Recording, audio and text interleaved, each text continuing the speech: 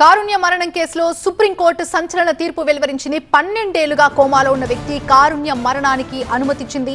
2013లో భవనంపై నుంచి పడ్డాడు హరీష్. తలకి గాయం కావడంతో అప్పటి నుంచి కూడా ఇప్పటి వరకు కూడా ఆయన ఇంకా కోమాలోనే ఉన్నారు. హరీష్ కారుణ్య మరణానికి అనుమతి కోరారు పేరెంట్స్. దీనికి సుప్రీం గ్రీన్ సిగ్నల్ ఇచ్చింది.